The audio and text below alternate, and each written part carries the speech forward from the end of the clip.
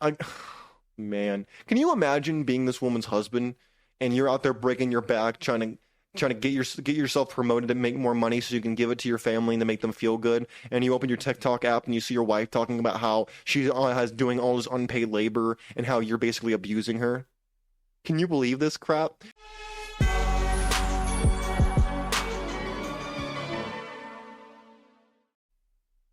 Ladies and gentlemen, welcome to the Sheep Get Sheared Podcast. I'm your host, Austin Creed. My friends, I'm finally back in the home studio. It feels fantastic, by the way.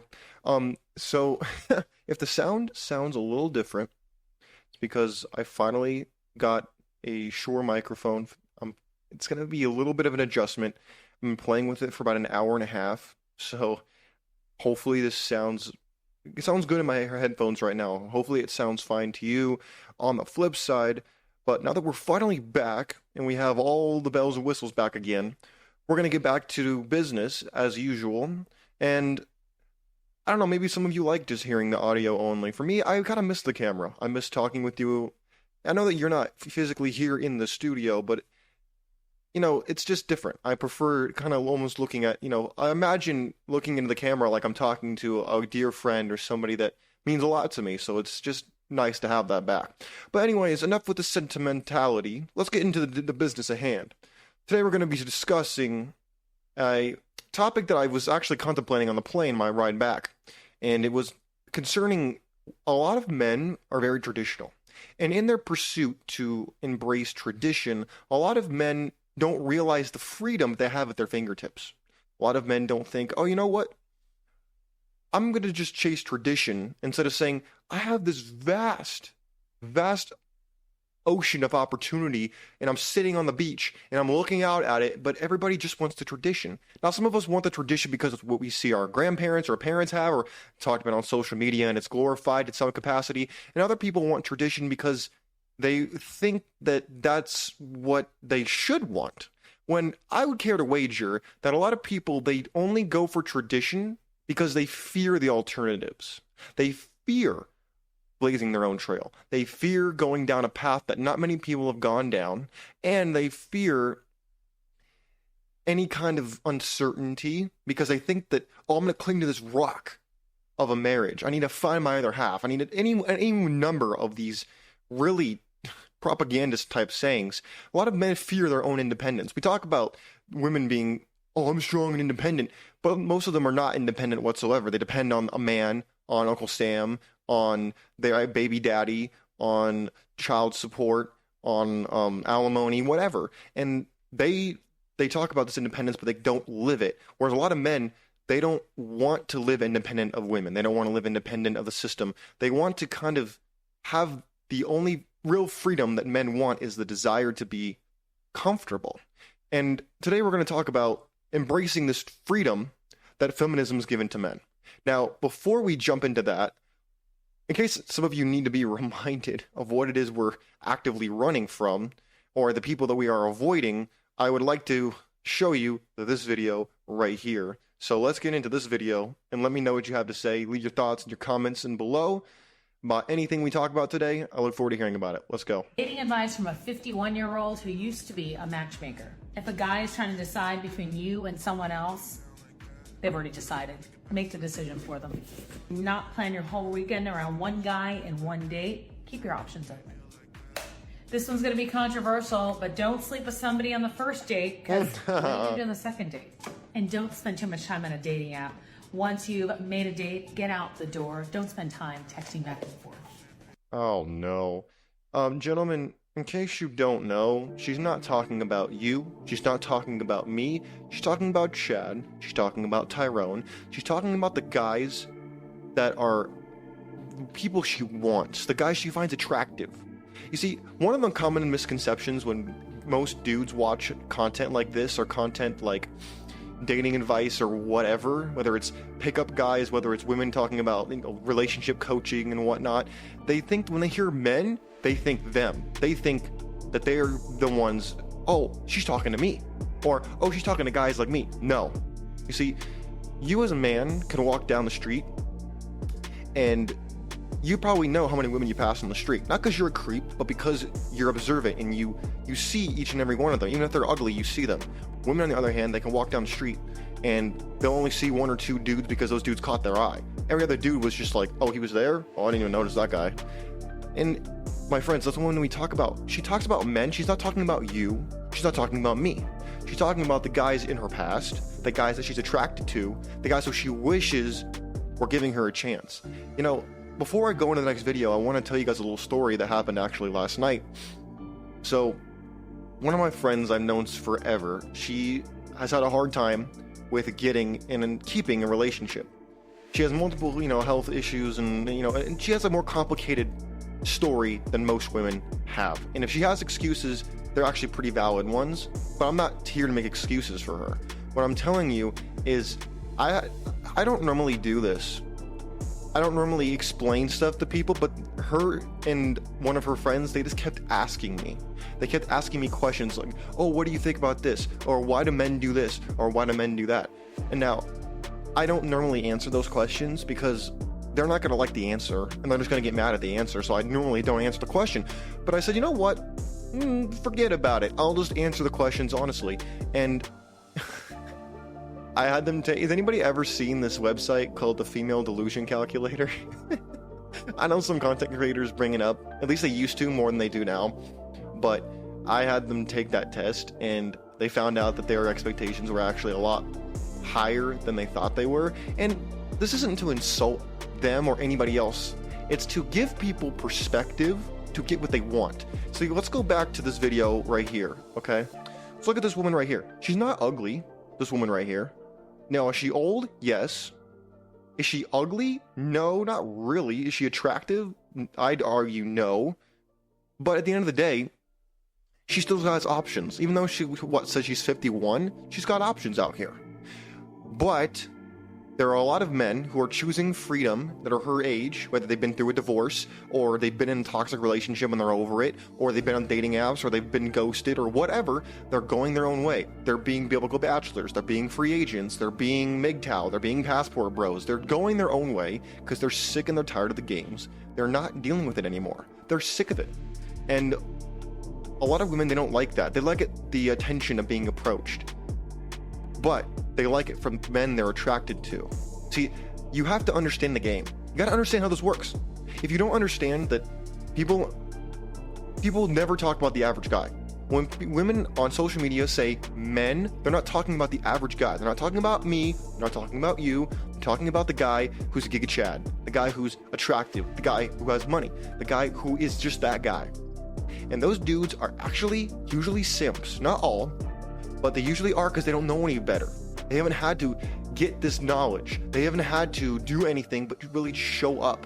They naturally have good genetics. They naturally kind of have the connections and networking, whether it's through their parents or through their college or whatever. They have that connection. They have that money. They have the hookup. They don't need the street knowledge. They don't need game, really. Once you reach a certain echelon, you don't need game. It's not really that important anymore. But I'm getting ahead of myself. Let's go to the next video about why men are avoiding their freedom and want tradition. See, to me, tradition is something that sounds good in theory, but a lot of men, number one, can't afford tradition. And number two, they don't actually think things all the way through when it comes to tradition. They think, oh, because tradition, is what my parents had or whatever, that's exactly what I'm going to have. And the answer is no, because tradition's largely gone. And when I mean gone for good. And your chances of getting it are slim to none, and Slim just died. But let's continue with this video right here, and let's see what a feminist has to say about marriage. Is marriage an economic institution that gets government involved in your personal life? Yes, but here's why I, as a feminist, chose to get married anyway. Not because of tax breaks or insurance benefits. We don't qualify for those anyway. Number one cannot be understated. I need to be the first person called in case of emergency. I'm not gonna pull up to a hospital, God forbid, and be like, I'm his girlfriend, please let me in. I'm going to pause this right here. Can anybody explain to me why, please explain to me why we need to have your jugs in my face in the camera while you're talking? Doesn't this bother anybody besides me? I don't understand why a lot of women who make content on the internet, either A, are in their car, or B, while they're talking and trying to sound intellectual, they're shoving their jugs in my face in the camera. Like I'm supposed to be paying attention to what they're saying. Like that's like me flexing like, oh guys, like I'm flexing all the time, but and I'm trying to sound intellectual. You're like, you look goofies. What are you doing? It's the same thing with a lot of these women. They go on camera, they want to sound like they're Albert Einstein, but then they have a low-cut shirt, or they like lean over to like show like down their cleavage, and I'm like, how am I supposed to take what you're saying seriously when you obviously want me to stare at your body? You pick a lane. Either go for the sex appeal or sound like an intellectual. Don't sit there and act like, oh, I'm so smart. Oh, don't look at my jugs even though I'm shoving them in your face. Don't look at them because then you're a problem and you're a bad guy. It's like, bro, come on, man. Whatever, let's continue. And if anything were to happen to me, my husband is just better equipped to take over the emergency contact and power of attorney. Secondly, my money anxiety completely melted away the day we got married. Granted, watching how my mom got financially destroyed by the divorce with my dad is what caused my money anxiety, but... Pause. Okay, I gotta pause right there. Gentlemen, I gotta pause it there for one reason. Did you notice how she said that her financial worries were gone? Did you notice that? There's an important reason for that. Because the system is designed to protect the woman, not to protect both people equally. Now, this wouldn't be a problem if the divorce rates weren't high, number one, and number two, if they weren't statistically filed by women. Now, that does not mean that 100% of women are going to divorce you. No. What it does mean is that's just the data. Now, you could curse me if you wish, curse all men if you wish, curse the patriarchy if you wish, but it changes nothing. It's the facts. I hate to be the one to break it to you if you don't like it, but that's the way it goes. That is the way the cookie crumbles. And if you don't like it, well, that's too bad. Let's continue with this video. As my partner and I had many conversations about prenups and what the worst case scenario would look like, getting married gave me a sense of financial security. Yeah, because it's designed to do that. Your partner are essentially splitting the burden of life costs without mowing each other back and forth. Statistically, men are making a lot more money, so just keep that in mind because women don't choose men who are make less money than them, and if they do, they monkey branch. Weirdly, feeling like an official part of each other's families has just been so heartwarming. We're both Jewish, so it was like a rite of passage. Everybody just takes us a little bit more seriously as husband and wife. Last but not least, I love this man. Wait, she's Jewish and yet she has a tattoo? Ma'am, as somebody who knows Judaism pretty well, Torah says you're not supposed to do that. Okay. Oh man. Also, the Levitican law is very straightforward about what feminism is. Feminism is not tolerated if you go Orthodox, which I doubt you are. I doubt you follow any kind of Orthodox of Judaism, but okay. You're probably a lapsed Jew. Make all of us look bad, but continue. Though I didn't need a marriage license to prove my intention of being together as long as possible, it does give our relationship extra validation and extra protection. Despite its patriarchal roots and modest economic benefits, marriage to me is a sacred agreement to share life's ups and downs. You don't always have to be a strong, independent woman. You can be a You are not ever strong or independent, I can guarantee you. soft, consciously partnered feminist too. Oh gosh, dude. Like, oh no. You are a rude, terrible person. This is terrible. See, this is the kind of stuff the men put up with because they don't want to die alone. They don't want people to make fun of them and be like, oh, I'm gonna die alone. I'd rather die alone than be with a woman like this. Am I alone? Am I the only one out here who would rather be alone than deal with a woman like this? This is terrible. A co-partner, you just... gosh. Okay, let me explain something, okay? For all of you non-business savvy individuals out there, let me explain to you what a partnership actually means by a textbook definition. If you go to a business, which is what a marriage is, it is a business merger between my social security number and your social security number. And then we merge it together, and that's why we sign legal documents that confirm our marriage in the eyes of the law. Okay, that's why divorces are so messy. It is a separation of intercommingling company funds that are now disassembling and becoming two separate entities again. Now, back to your point about partnerships. Partnership means I own 50% and you own 50%. Usually in that situation, we both invested equal amounts in the business and have equal stock. Stock is worth tangible assets. And so for that to work, we had to bring something of equal, tangible, not intangibles, because women are masters at intangible assets. No, I'm talking about tangible assets. Partners are two people who own equal stock, 50-50 stock. No one has a majority, nobody has a minority status in the company at the board level. See, that's the problem. You don't have a partnership if you don't actually come into the marriage or the merger with equal funds, with equal investment into the business that you are now starting together. That is not a partnership. Okay? Thank you very much for coming to my business lecture. Code. That's how that works. Speaking of business, let me know what business you think this woman has talking about weaponization of love and how it, quote, oppresses women. See, gentlemen, this is why we're talking about this today.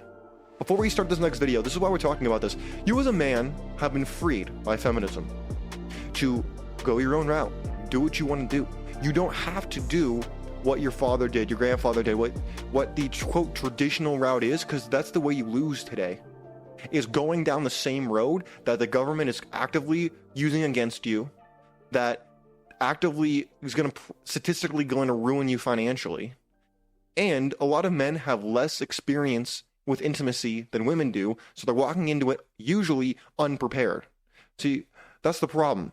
Also, when it comes to tradition, men usually can't afford tradition because we're set up to an extent where you're supposed to have two incomes. Ever since the Equal Pay Act and I think it was second wave of feminism, I think that was the right one, where a lot of women came in the workforce and drove the women actually made twice as much money by today's standards, and the men are making about 3 times less than if there was no women in the workforce and it was just men like it used to be. You don't believe me? Look at the numbers. I don't know what to tell you. Well, let's get back to what this woman has. Let's hear what this woman has to say. Maybe she's gonna make some absolutely genius point. It's gonna blow me and blow you out of the water. I doubt it, but let's see. I don't want to say love is a lie, but the whole idea of love has been weaponized against women in order to get us to provide labor for free or without any kind of recognition or acknowledgement. Like if someone's a chef and they cook food for people, that's a job. Ma'am, what do you mean unpaid labor? Last time I checked, if you are a stay-at-home wife, your husband is paying your way. What do you mean unpaid? That's like me saying if I'm an RA at a college that I'm not paying for my room and board. Yes, I am. I'm paying it through my work. In the same way that you are repaying the fact that he's financially supporting you through your domestic duties. That is your end of the bargain that he is subsidizing. It's not free labor. He's paying you inadvertently. He's not handing you cash. He's handing you the ability to not go to work a job. This is such an infantile argument. It's unbelievable to me. Well, let's continue. And they're compensated for it and they're appreciated for it. You are compensated for it. You don't have to go get a job. That's compensation. If someone is a nanny and they take care of children, that's a job and they're compensated for and appreciated for it. If someone is a SW or even a mistress, they're usually compensated and appreciated for it. But when you become a wife, when you become a mother, you are not compensated or appreciated for anything. Then how do you explain the fact that if you're staying at home and he's making the money, how do you explain that? So, in other words, you're not getting paid for that. Okay, then who's paying electricity in your house? Who's paying for the house? Who's paying for your car? Who's paying for the bills? Who's paying for the food? Who's paying for your subscription to Netflix? This is so stupid. How could people use this argument? You're going to sit here and tell me and the rest of the Sheep Get Sheared audience that wives and mothers are not paid that they have unpaid labor? Ma'am, if you feel like you're being cheated, then please go get a job. Please go see if you're to make as much money as you make right now at a normal 9-to-5 job. Odds are you won't. And if you do, it'll probably take you 5 to 10 years. But get back to me when you're about 7 years in and you're like, dang, I had it good. And you're crying about how I had it so good. This is so hard. My mental health is so bad. Oh my goodness. Any of these things. I don't have a good relationship with my mother. And the older I've gotten, the more I'm like, oh, okay. Even though I don't think she was a very good mother, it makes a lot of sense why she wasn't a good mother. Because what a thankless, shitty job for 98% of women who occupy it. You want to talk about thankless jobs? I love it. Women want to pretend like a man going to work is like a vacation. Like, just because I'm not here mowing the lawn or like fixing the plumbing, that I'm not actually doing anything. And I was going to work and playing cards and smoking a cigar, and I'm not actually doing anything. Most dudes who go to work, they're freaking exhausted when they come home. They're having to deal with red tape. They're having to deal with annoying co-workers and bosses who don't appreciate them and overwork them, especially if they're a salary worker. This whole thing is ridiculous and stupid. What are you talking about? Do mothers and wives work hard? Yes. Do husbands and dads work hard? Oh, you better believe it. This is so stupid. What do you mean you're not getting paid? If you're not getting paid, then leave. If it's so bad, then why are you still there? You seem to be quite comfortable. Your house seems pretty nice. If your life is so bad, then why do you have electricity and running water, a nice house that looks like it was recently remodeled? What are you talking about? You make it seem like your life, like you're a slave. No, you seem to be doing pretty well. We're supposed to do it all with a smile on our face because love. Because you love your children. That's why you take care of them. Because you love your husband. That's why you married him. That's why you... Gentlemen, this is going to be your wife in about like 7 years, most likely. See, this is what your wife might turn into, statistically speaking.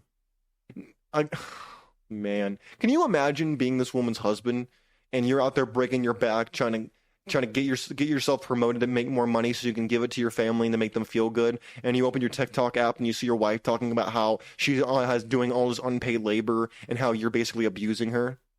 Can you believe this crap? This is why a lot of men are like, you know what? I'm not dealing with this dude. This is why a lot of men are realizing that, hey, I'm just going to go do my thing over here. I'm not going to sit here and be treated like garbage. I'm not going to sit here and be like, oh, my life is so bad when I'm busting my behind to help you. I'm busting my behind to be there for you, and this is how you repay me. Again, I don't know what their situationship is when it comes to like what their dynamic in their marriage is, but let me tell you, statistically speaking, he's probably working his behind off and to support this family, and this is what he comes home to. This is the so-called tradition, gentlemen, that you want right here. This is it, right here. This is your tradition that you're talking about. Wow, this is really sad. You feed him. That's why you pick up after him. That's why you forgive him. That's why you're romantic with him, even if you don't feel like being romantic with him. Did you catch that, gentlemen? When you don't feel like it. She hates this man. She emotionally divorced this guy a long time ago. Because he has needs and you love him, and it's your job to fulfill them. It's your job to bend over backwards for your husband and your children because you love them, and that's your reward. If you date men, it's supposed to be because you're trying to find love. Any other reason would be shallow. Look how dead this woman is on the inside. Look at those eyes, brother. Oh, my goodness. Oh, hell no! This is terrible. Look at this, bro. She dead on the inside. She gone, man. She gone. She's gone, bro. This is so sad. Can you imagine you're working your behind off to support your family and you come home and she's just dead on the inside? She hates your guts. She thinks you're using her and she's getting a raw deal even though she's has the luxury of being a stay-at-home wife in this type of economy. This is unbelievable. You can't satisfy some people, man. You just can't. No matter what you do, no matter how many sacrifices you make is not enough, man. Oh my goodness. This is crazy. Crazy.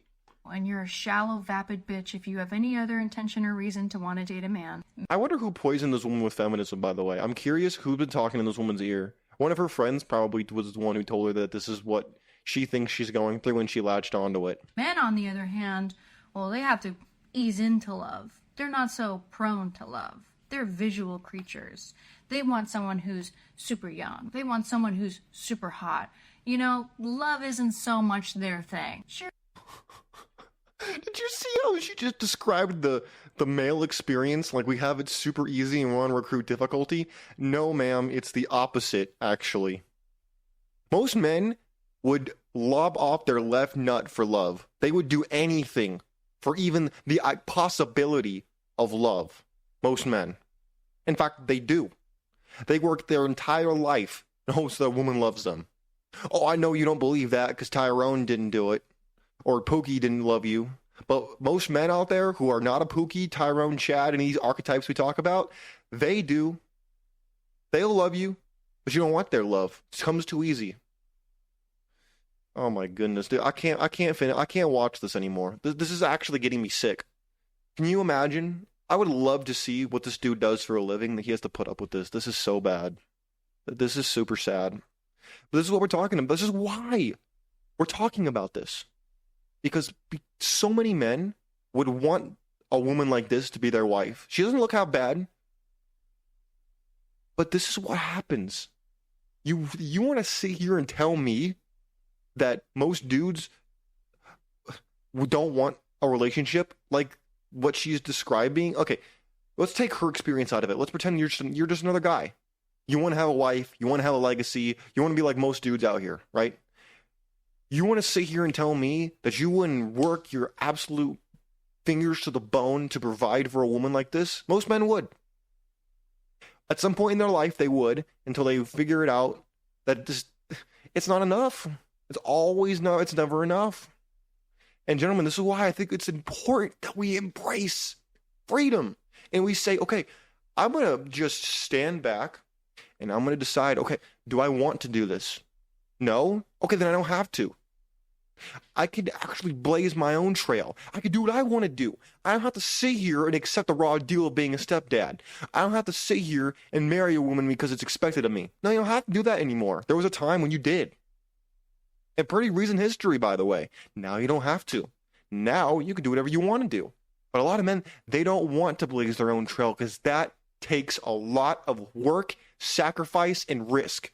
Versus a lot of men, they think that it's easier to take this traditional route when it is not. It just seems like it. Because instead of paying up front, you're paying in increments over time. It's like instead of buying something for $1,000 up front, you buy it for $200 up front, and then you pay $200 like every month. And you think that, oh, because I'm only, say, $200 leaving my bank account, I made money. No, you lost money. Because there's interest on top of that, and there's compounding interest if the loan is big enough. Gentlemen, if you don't believe me when it comes to how feminism really affects the minds of women, and a lot of them get very resentful of you, let's look at what Jordan Peterson has to say. Take it away, sir. In what sense is our society male-dominated? The fact that the vast majority of wealth is owned by men, the vast majority of capital is owned by men. Women do more unpaid labour. A huge proportion of people who are seriously disaffected are men. Most people in prison are men. Most people who are on the street are men. Most victims of violent crime are men. Most people who commit suicide are men. Most people who die in wars are men. People who do worse in school are men. Where's the dominance here precisely? What you're doing is you're taking a tiny substrata of hyper-successful men and using that to represent the entire structure of Western society. There's nothing about that that's vaguely appropriate. Is he wrong? No, I don't think so. I don't think so. But again, they'll take this small percentage, and a lot of men will try to negotiate with women like this. They'll try to get married, they'll try to negotiate a family, they'll try to get a prenup, they'll try to go to church, take her to church. My friends, why would you jump through all these hoops when you don't have to do it anymore? We live in a world today in the West where we don't have to do this anymore. We have surrogates if you want to have a legacy. We have different lifestyles. You want to get married? You have a passport, bro. They're going overseas. You can go overseas. You don't have to stay here. You want to be a biblical bachelor and you want to just kind of do your own thing, find your own way? You can do that. My friends, there's so many options ahead of you, but so many people want to go the traditional route because they think it's expected of them because they're normies and they don't know any better. You now know better. Maybe you've known better for a long time, but it probably took you a long way. It's a long way, a long, painful road, but it's worth it because you're sacrificing a lot up front and you continue to sacrifice along the way. My friends, let me know what you think. Let me know what you think. Do you disagree?